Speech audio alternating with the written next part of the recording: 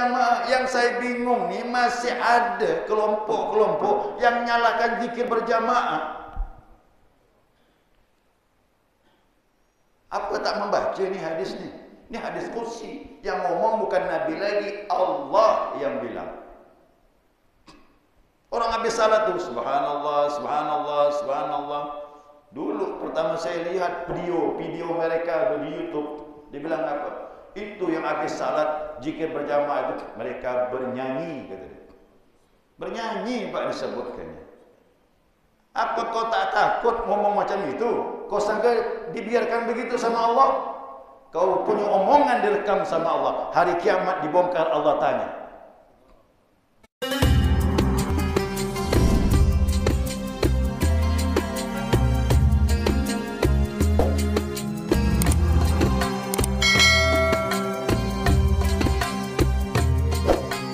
Illallah.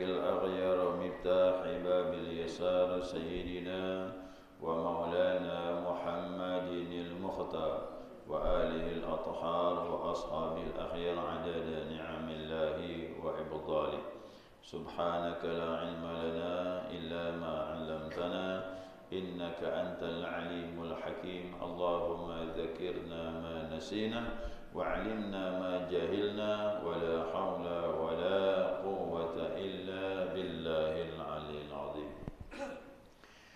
قال المصنف رحمه الله تعالى ونفعنا بعلومه في الدورين أمين.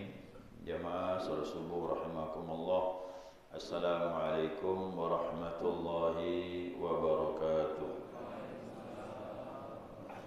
Alhamdulillah, senantiasa kita mengaturkan pujian dan syukur kita kepada Allah atas limpahan rahmat hidayahnya. Subuh ini kita dapat melanjutkan kajian kita, mudzakarah kita, panduan kitab Miftahus Sudur.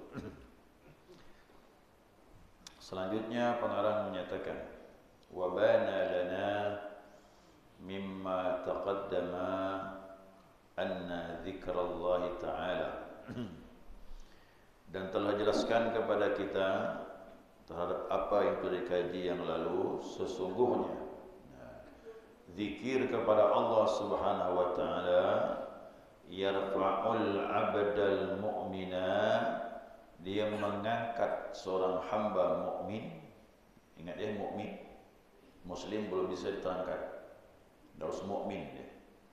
Karena mukmin beda dengan muslim. Mukmin itu orang yang keyakinannya tak lagi ragu dengan Allah. Ya, zikir mengantarkan seorang dari muslim menjadi mukmin. Min ardi syahwati ila sama'il ma'rifah. yakni mengangkat seorang hamba mukmin dari bumi syahwat. Karena syahwat itu tarikan bumi yang kuat. Kenapa kita lalai kepada Allah? Unsur bumi ini yang kuat menarik. Pada tubuh kita ni kan ada unsur bumi 4. Air, api, angin, tanah. Tubuh kita ada tanah. Tubuh kita ada air. Tubuh kita ada angin. Tubuh kita ada api. 4 unsur inilah unsur bumi ada pada tubuh kita ini. Kalau unsur bumi ini dibiarkan, maka kasihan roh kita tidak akan pernah mengenal Tuhan. Jadi zikir ini, kata pengarang kitab, jadi zikir ini bisa mengantarkan seorang mukmin dari bumi syahwat yang tadi tubuhnya tarikan buminya lebih kuat, bisa diangkat ila sama'il ma'rifat, dia akan naik mengantarkan menuju kepada ma'rifatullah, ya, mengenal kepada Allah Subhanahu wa taala. Jadi ini saya sampaikan jamaah sekalian, jalan ma'rifat itu jalan yang paling cepat dan paling mudah dan disepakati ulama itu zikir. Siapa kepingin kenal kepada Allah, perbanyak zikir. Dan zikirnya pun bermacam-macam, tetapi ingat, zikir yang paling cepat mengantarkan itu kalimat tauhid. Karena orang bisa kenal dengan Allah itu dengan mengesahkan Allah, tak menyekutukan Allah dengan apapun. Nah, banyak-banyak kalimat zikir itu dari Nabi SAW, kalimat yang ampuh untuk memantapkan tauhid sehingga hamba tersebut tidak lagi menyekutukan Allah. Kalimatnya la ilaha illallah. Bukan kalimat lain tidak bagus, yang lain itu pun bagus. Itu sifat-sifat Allah, mensucikan Allah, membesarkan Allah. Tetapi kalimat la ilaha illallah ini kalimat tauhid. Orang tak akan bisa sampai kepada Allah kalau dalam hatinya masih menyekutukan Allah. Termasuklah menyekutukan dengan ibadahnya. Ya, tadi malam kita belajar hikam. Kalau kita tidak merasakan wa iyyaka nasta'in, kita beribadah itu pertolongan Allah, maka kita masih syirik dalam ibadah. Ya. Siapa yang merasa dirinya, kekuatan dirinya beribadah, syirik. Sulit untuk sampai kepada Allah. Ya. Berat untuk dekat dengan Allah. Nah, jadi syaratnya harus mentauhidkan Allah sebenar-benar tauhid. Allah lah yang berkehendak, Allah lah yang berkuasa, Allah lah yang maha melihat, Allah lah yang maha berbicara. Kita bagaimana? Kita menerima asal daripada sifat-sifat Allah saja. Ya, semua itu hanya milik Allah. Yang begini bisa sampai, terasa dekat dengan Allah nanti. Allah tak jauh, dia dekat. Cuman masalahnya kita masih syirik kepada Allah, itu saja. Nah, kalimat yang ampuh untuk membuang syirik itu tak ada lain. Zikir, zikir yang paling afdal, la ilaha illallah. Ya. Nah, jadi untuk ma'rifat kepada Allah, perbanyak zikir. Ya, ikut daripada panduan guru kita. Wahada ma asyara ilaihi Sayyid Syekh Al-Arif Billah li tilmidhihi fi qawlihi. Nah, dia bilang, dan ini apa yang diisyaratkan oleh guru kita yang sangat mengenal Allah Subhanahu wa taala kepada muridnya dalam ucapan beliau. Apa beliau menendangkan? Menendangkan sebuah ungkapan syair. Wa fil asma'il uluwi ila sama. Dia bilang, di dalam nama-nama Allah itu, ya, di dalam nama-nama Allah itu, yaitu ada ketinggian, kau diangkat ke langit ma'rifat. Bukan langit dunia ini, bukan. Ya, naik lagi terus menuju kepada Sang Pencipta. Ya, Mursyid ada menyebutkan tentang salah satu wakil talqin. Disebutnya dalam wakil talqin itu, kakinya menghujam ke bumi, tapi kepalanya dibilang masuk ke langit 7. Disebutkannya salah satu daripada wakil talqin itu. Mudah-mudahan yang disebutnya itu yang menjadi pengganti beliau nanti. Ya, kakinya menghujam ke bumi, kepalanya ke langit 7. Maksudnya bukan fisik, rohani, menembus langit demi langit sampai ke langit ke-7. Itu biasa. Orang-orang tarekat itu biasa. Saya dulu ketemu dengan mursyid tarekat Naqsyabandiyah Khalidiyah. Pertama kali datang ke sini, saya dibawa oleh ipar saya sendiri. Di Kota Baru nih, Jalan Flores kalau tidak salah. Situ ada temannya menampung di situ, tidur di sana. ditalkin. Saya ngambil talkin zikir juga. Cuma tetap saya mengamalkan zikir ini. Boleh kita tabaruk, mengambil tariqah 2 sampai 3 tariqah, tabaruk ambil berkah. Karena mursyid-mursyid itu banyak berkah. Sampai dia bilang sama saya, "Nak," kata dia, "kalau kau banyak zikir, hatimu akan bersih. Hati yang bersih, kau akan bisa menjangkau Tuhanmu. Dan jangan heran orang-orang tariqah bisa baca Lauh Mahfuz," kata dia. Terkejut saya waktu itu. Orang tariqah itu bisa baca Lauh Mahfuz. Apa kejadian besok Allah beritahu hari ini? Bisa. Tapi zikir jangan tujuannya itu, tak boleh. Ya, tak boleh. Makanya tubuh manusia ini dahsyat. Ya. Ini alam makrokosmos, tapi semuanya terhimpun dalam mikrokosmos tubuh kita. Tubuh kita ini gambaran alam. Kalau hati ini terbuka, langit kedua, ketiga, ketujuh, aras terbuka semua. Itu mursyid kita seperti itu. Dia berzikir, udah rohaninya berjalan sudah. Itu guru-guru kita itu. Makanya dekat dengan beliau-beliau itu, oh berkahnya luar biasa. Coba bayangkan jemaah, kalaulah guru-guru tarekat macam itu, apalagi Nabi kita Muhammad sallallahu alaihi wasallam. Ya, Rasulullah bilang, "Aku duduk begini," ini kata Nabi, "aku dilihatkan neraka, dilihatkan surga, dilihatkan langit." Itu Rasulullah.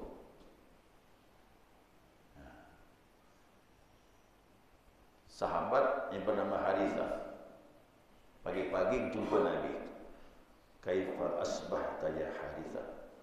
Bagaimana keadaan kau wahai Harithah, kata Nabi. "Alhamdulillah ya Rasulullah. Siang aku puasa, malam aku salat," kata dia. "Berbanyak ibadah. Aku seolah melihat orang ahli neraka mendapatkan kesakitan dengan azab Allah. Aku lihatkan ahli surga mendapat nikmat." Dia bilang begitu. Marahkan Nabi? Dah. Nabi tepuk dadinya. Kata Nabi, "Pertahankan, teruskan." Artinya jangan berhenti di situ. Itu belum apa-apa nih. Masih berjalan lagi. Terus menuju Allah itu titik terakhir. Bagi orang tarekat, Allah itu titik terakhir. Itu yang jadi tujuan. Makanya zikir itu ilahi anta maksud. Neraka, surga bukan Allah. Langit bukan Allah. Kalau dilihatkan, hiburan saja. Tetap Allah sebagai tujuannya. Nah, tapi ingat, zikir jangan itu jadi tujuan. Kita kepengen zikir ilahi anta maksudi. Kau yang kau maksud ya Allah. Yang kedua, waridhaka matlubi. Keredaanmu yang kami cari ya Allah. A'tini mahabbataka, beri aku rasa senang dengan engkau ya Allah. Wa ma'rifatak, sampai kenal kepada engkau. Jamaah walaupun tak sampai ma'rifat, tapi amalnya sudah tahap awal ilahi anta maksudi, kau yang ku maksud ya Allah, udah bagus dah. Itu amalnya lillah, lillahi ta'ala, udah bagus. Ya, sudah bagus. Makanya tarikat membetulkan niat. Nah, dari bumi syahwat, tarikan bumi ini bisa dilepaskan dengan zikir. Roh kita lepas, tak lagi terikat dengan tubuh, bisa kemana-mana, bahkan bisa menghadap Tuhan. Ya, bisa menghadap Tuhan. Gimana itu Pak? Itu orang ahli zikir yang tahu. Dalam berzikir, hatinya menghadap Tuhan. Sama orang salat, salat menghadap siapa? Hah? Salat menghadap Tuhan. Itu hanya bisa dirasakan orang-orang ahli ma'rifah. Itulah makam ihsan, anta'budallaha ka'annaka tarah. Kau menyembah kepada Tuhanmu seolah-olah kau melihat Tuhanmu. Zikir juga begitu. Bahkan zikir itulah yang membantu salat seolah-olah kau menghadap kepada Tuhanmu, dirasakan dengan hati, dengan zikir. Ya jamaah sekalian, tolong, tasawuf tidak ada apa-apanya. Hanya jadi ilmu saja. Mutak ngati kitab biarpun paham, sampai ke makrifat tidak, kecuali bertarekat, kecuali berzikir, ditalkin, amalkan, ilmu makrifat akan keluar, tasawuf akan terbuka maknanya. Makanya beramal, kalau tak beramal tidak bisa.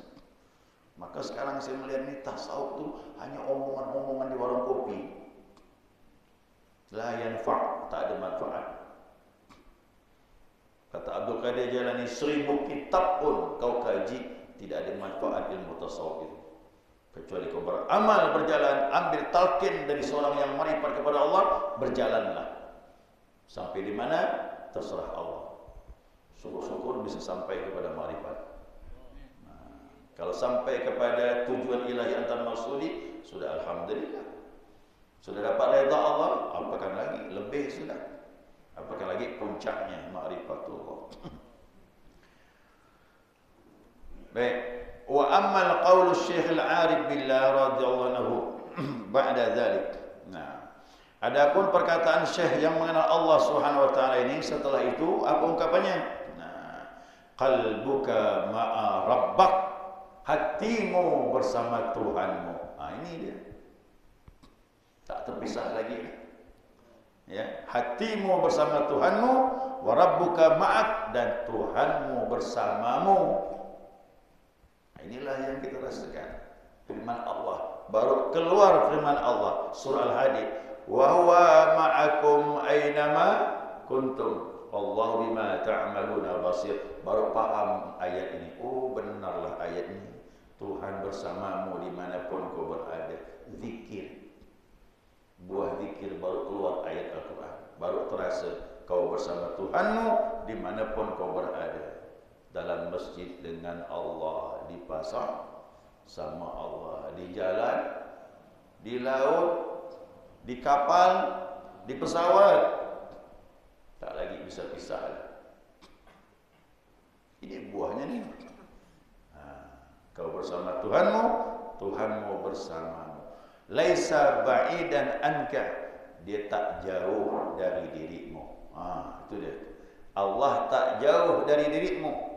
Kalau kau sudah rasakan dia dekat bersamamu, yuqarribuka wa yu'arrifuka, dia mendekatkan dirinya kepadamu dan memperkenalkan dirinya kepadamu. Jadi ma'rifat itu bagaimana?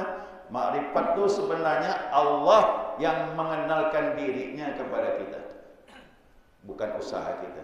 Ibadah ini persembahan saja, tapi pas waktunya kehendak Allah, dia kenalkan dirinya kepada kita, situlah kita ma'rifat. Yang orang ngomong-ngomong tu, udah kenal Allah belum? Bohong. Hakikat mengenal Allah tu, Allah lah yang mengenalkan dirinya, baru kita kenal. Bukan kekuatan kita, tidak mampu kita. Itu perkataan Umar bin Khattab. Apa kata Umar? Arabtu Rabbi bi Rabbi, laula Rabbi ma arabtu Rabbi. Tuhanku mengenalkan dirinya kepadaku. Kalau bukan Tuhanku, aku tak kenal Tuhanku. Berarti makrifat punya siapa? Allah yang memperkenalkan, bukan kita sendiri. Tak mampu kita. Nabi Muhammad SAW waktu Isra Mi'raj, apa yang Nabi ucapkan ketemu sama Allah? Malaikat Jibril tinggal, Aras tinggal, semua tinggal, terus bertemu dengan Allah. Pada waktu itu Nabi cuma mengucapkan at-tahiyatul mubarakatus salawatut thayyibatulillah.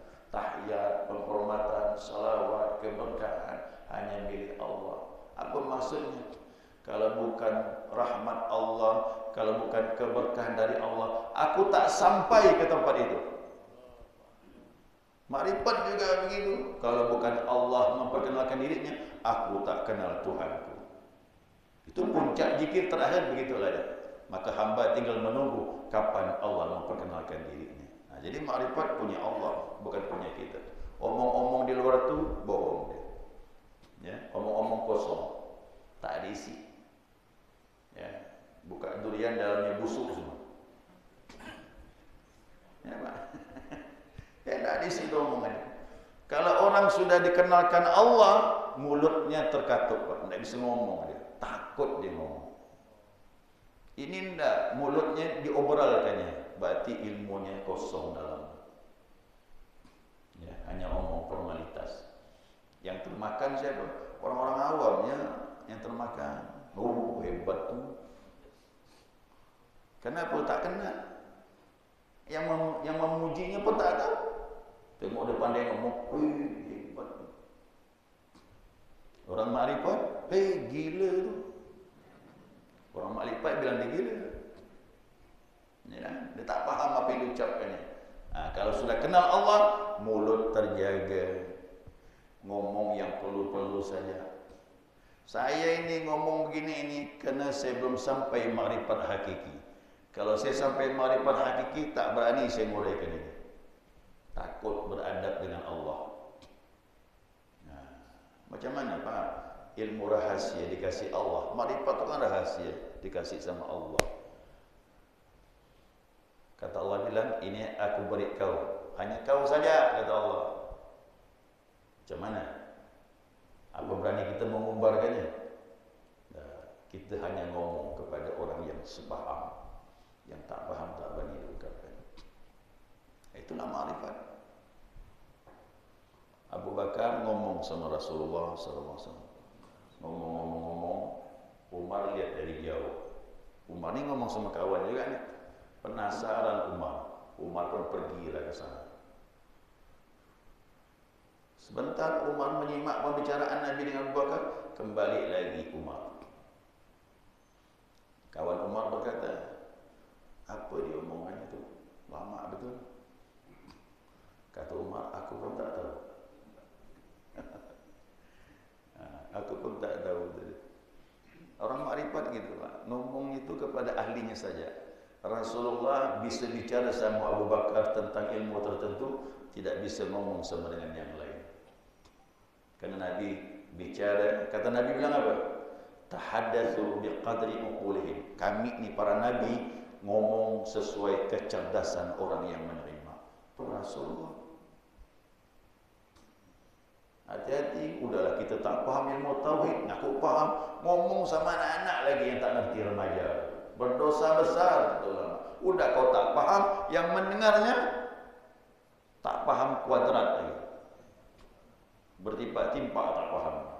Jadi fitnah Pak. Ya, buka kitab-kitab tauhid. Siapa yang ngomong tentang zat Tuhan, asma Tuhan kepada orang yang belum sampai kadar pemahamannya, haram tadi.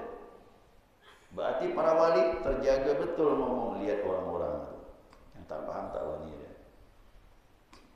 Yang ngerti sampaikan.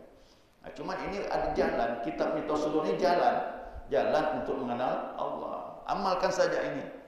Nanti kita tahu dengan sendirinya, Allah bukakan. Makanya untuk makrifat apa yang dialami oleh para guru tak disampaikan. Ini cuma metode bagaimana sampai kepada makrifat. Ini jalan. Ibadah, istiqamah, zikir diperbanyak. Di bawah bimbingan seorang guru. Jadi ujung-ujungnya apa Pak? Zikir. Untuk mencapai makrifat itu.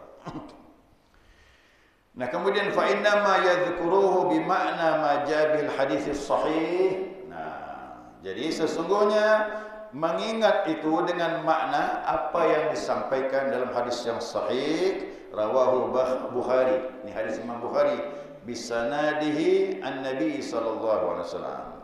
Disanadkan kepada Rasul yang bicara. Rasul berbicara, Allah Subhanahu wa taala berfirman. Berarti hadis apa ni Pak? Hadis qudsi. Nabi bersabda, Allah berfirman. Hadis qudsi. Apa kata Allah? Allah sendiri ngomong ini. Apa kata Allah? Ana inda zanni abdi bih wa ana ma'ahu. Sesungguhnya aku ini berdasarkan sangkaan hambaku, kata Allah. Wa ana ma'ahu, aku bersamanya. Idza dzakarani, jika dia ingat aku. Ayo. Mana alat yang paling mudah agar bisa sama dengan Allah? Tak ada lain, zikir, kata Allah. Yang bilang siapa? Allah Jalla Jalaluhu. Kalau kau mau dekat dengan aku, kata Allah, ingat aku. Jangan ingat yang lain. Gitu. Siapa ingin bersama dengan aku, ingat aku, kata Allah. Ingat macam mana? Dua macam. Ini dengarkan. Ini dalilnya. Lanjutnya Allah bilang, idza dzakarani fi nafsi, dzakartu fi nafsi. Jika dia ingat aku dalam dirinya, aku ingat dia dalam diri aku, kata Allah. Ini zikir apa Pak? Zikir Khafi dalam hati. Tutup mulut, diam saja. Hati. Allahu Allah, Allahu Allah, Allahu Allah. Hati saja bilang begitu. Inilah maksud hadis ini. Kalau dia sebut aku dalam dirinya, aku sebut dia dalam diri aku, kata Allah. Inilah dikatakan kebersamaan. Dan ini dalil zikir khafi. Wa dzkur rabbaka fi nafsika. Sebut Tuhanmu dalam dirimu. Masuk yang kedua. Apa kata Allah bilang? Wa in dzakarani fil mala', apabila dia ingat aku dalam keramaian, berarti apa tu? Zikir berjamaah. Ini dalil zikir berjamaah. Apa mungkin kita berkumpul zikir masing-masing? Ayo kita berkumpul di Masjid Syekhul Islam jam 8. Acara apa Pak Ustaz? Acara zikir masing-masing. Mau datang dah orang? Apa buat datang kau zikir masing-masing? Ayo. Jadi kita berkumpul itu tentulah zikirnya berjamaah. Yang saya bingung ni masih ada kelompok-kelompok yang nyalakan zikir berjamaah. Apa tak membaca ni hadis ni? Ini hadis kursi. Yang ngomong bukan Nabi lagi, Allah yang bilang. Orang habis salat tu, subhanallah, subhanallah, subhanallah. Dulu pertama saya lihat video mereka di YouTube, dia bilang apa? Itu yang habis salat zikir berjamaah itu mereka bernyanyi, kata dia. Bernyanyi Pak disebutkannya. Apa kau tak takut ngomong macam itu? Kau sangka dibiarkan begitu sama Allah? Kau punya omongan direkam sama Allah. Hari kiamat dibongkar, Allah tanya. Allah akan tanya. Sama orang Yahudi juga begitu, ngomong dengan Allah macam-macam. Dia sangka habis begitu saja. Laqad sami'a Allah qaulal ladzina qalu innallaha faqir. Orang Yahudi bilang, kamilah yang kaya ni, Allah yang fakir, kata dia. Artinya dia yang bekerja, dia dapat duit. Dari mana datangnya? Kami, usaha kami, bukan dari Allah. Kita yang kaya, Allah tu fakir.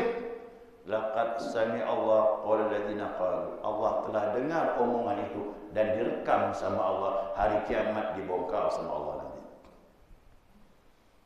Yang bilang zikir berjamaah, bernyanyi, khurafat dan sebagainya bid'ah, Allah rekam mulutmu itu. Hari kiamat akan dibongkar. Kita ngomong harus dengan ilmu, tak boleh dengan sembarangan hawa nafsu. Kalau Allah mengizinkan zikir berjamaah dalam diskusi ini, kenapa kita menyalahkannya? Itu tandanya kita kurang ilmu.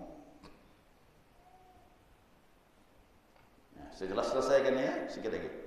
Wa in dzakarani fil mala', jika dia ingat aku dalam keramaian zikir berjamaah, dzakartuhu fil mala'i khairan minhu, aku ingat dia dalam keramaian yang lebih baik daripada tempat itu. Artinya apa? Waktu kita zikir berjamaah, kita berkumpul dengan orang yang tak berzikir dimanapun, Allah ingat kepada kita. Kenapa? Waktu kita berjamaah ingat Allah. Apalagi dalam kesendirian, dalam kelompok yang berjamaah, orang tak berzikir, Allah pun ingat dengan kita. Itu maksudnya. Ini dalil. Zikir khafi, tak bersuara boleh. Zikir bersuara pun boleh. Yang salah, yang tak berzikir, selesai. Itu yang salah, yang keliru, yang tak berzikir. Nah, jadi zikir ini mohon maaf murah meriah. Sebenarnya murah meriah ini paling gampang. Yang penting tahu adab-adabnya, ikut ilmunya, insya-Allah akan terasa kebersamaan kita dengan Allah Subhanahu wa taala. Tidak ada harta yang paling mahal. Kalau kita sudah paham ilmu ini, waktu kita bisa merasakan bersama Allah, Sang Pencipta langit dan bumi, yang Maha Kaya, yang Maha Hidup senantiasa tak pernah mengalami kematian. Itulah kesempurnaan zat Tuhan kita. Kita bersamanya, Masya Allah. Itu kekayaan yang tak bisa diungkapkan. Ya, mudah-mudahan kita mendapatkan keberkahan ya, dari ajar zikir dari mursyid kita, insya-Allah. Amin. Demikian jemaah sekalian. Ya, selesai sudah. Ya, selanjutnya kalau ada pertanyaan satu saja. Waktu sudah siang. Katakan bahwa Allah itu lebih dekat daripada orang leher Nabi. Ya. juga antara Allah dengan makhluk itu tidak ada hijab. Ya. Allah tidak ada hijab dengan kita ini. Ya, tidak ada hijab. Artinya dikatakan Allah melihat, ya. Walaupun orang kafir, Pak, dilihat sama Allah. Allah pun bersama juga orang kafir. Cuman orang kafir menyadari atau tidak? Dia tak menyadari.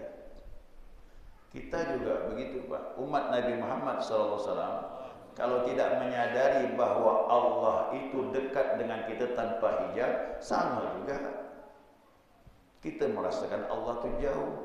Jadi makna jauh itu di mana? Jauh karena hatimu kotor. Itu saja. Dekat rasanya kalau hati bersih dari selain Allah. Jadi cuma kuncinya pembersihan. Pembersihan saja. Ya. Pembersihan. Kalau dibersihkan, terasa Allah itu dekat. Kalau dia kotor, jauh. Jadi hijab itu apa? Perbuatan kita, sangkaan kita Allah jauh, itulah yang menghijab. Kalau ini dibuang, tak ada lagi hijab antara kita dengan Allah Subhanahu wa taala. Ya, tak ada lagi hijab. Nah, jadi saya pernah tanya sama guru, "Guru, kenapa rasa jauh?" "Itu sangkaanmu," kata dia. "Kau menyangka saja Allah itu jauh. Seperti perahu yang lewat di sungai. Sungai kecil, perahu lewat. Di depan sana, di pinggir sungai itu ada pohon besar. Disinari matahari, bayang-bayangnya menutup sungai. Itu perahu tak bisa lewat. Kenapa? Dia menyangka ada balok yang melintang di sungai. Padahal bayang-bayang. Coba kita lewat di perahu. Nabrak pohon tak? Tidak. Karena yang kita lewat itu cuma bayang-bayang. Itulah namanya sangkaan. Sangkaan itulah yang menghijab kita dengan Allah. Yang kedua, perbuatan kita juga penghijab. Dia harus dibersihkan hati ini, baru terasa adanya Allah. Nah, itu tadi Al-Quran menyatakan, kalau sudah terbuka hati kita, wa huwa ma'akum aina ma kuntum. Dia bersama kalian dimanapun kalian berada, baru terasa ada Allah. Jadi ilmu tarekat ini, Pak, sebenarnya bukan ilmu percaya, ilmu rasa sebenarnya. Anak saya pun saya tanya, "Nak, kau percaya sama Tuhan?" "Percaya." Dia, Pak. Coba tanya dia, "Kau merasa gak dengan Tuhan?" Belum tentu. Jamaah pun sih bilang itu, "Saya adanya Allah," percaya. "Kau merasakan bersama Allah?" Jawab apa, Pak? Nah, jujur lah. Bilang ya belum, mudah. Bagaimana merasakannya? Bersihkan hati. Nanti kita merasakan Allah itu tak jauh. Jauh bukan berjarak, dekat tak bersentuh. Itu uniknya Allah Subhanahu wa taala. Ya, dia hanya bisa dirasakan di hati orang-orang yang beriman, yang mukmin sejati. Nah, itu dia. Itulah rahasia Nabi. Coba lihat Nabi itu. Kalau kita belajar tarekat, baru kita paham Nabi. Nabi kan pernah berteduh di bawah pohon. Didatangi orang kafir Quraisy kan. Dustur itu dasar namanya. Boleh nengok Nabi lagi tidur di bawah pohon. Cepat ambil pedang. Langsung dihus. Unusnya Nabi gini. Terkejut Nabi bangun. "Siapa yang menolong engkau ya Muhammad?" Nah, tinggal tekannya ni mati Nabi. Tapi Nabi cuma ngomong satu kalimat ya. "Allah," kata Nabi. Bergetar tangan dustur. Jatuh pedang. Satu kalimat ya. Nabi pun ambil pedang. Kata Nabi. "Sekarang siapa yang nolong kau?" "Tak ada ya Muhammad." Kenapa bedanya? Nabi bilang yang nolong Nabi Allah. Pertanyaannya, dekat ke jauh Nabi dengan Allah itu? Nabi yang bisa merasakan itu. Nah, yang kafir tadi, Nabi ambil pedang dihunuskan. "Siapa yang bisa nolong kau?" Tak ada. Kerana dia tak kenal Allah. Itu saja. Ya. Mudah-mudahan Allah berkahi kita. Ini ilmu ni sebenarnya luar biasa ni. Ya. Ilmu tarikat ni. Maka saya sudah faham, saya tak akan meninggalkan ilmu ini sampai seberharap Allah. Dulu saya tak faham, saya mengucilkan, maka orang berfikir, apa fikir gila-gila. Dulu saya sama Pak, gitu. Tapi setelah saya belajar, Masya Allah, ada rahasia di dalamnya yang luar biasa. Ya, subhanakallahumma wa bihamdika, asyhadu an la ilaha illa anta, astaghfiruka wa atubu ilaik. Allahumma shalli ala Muhammad.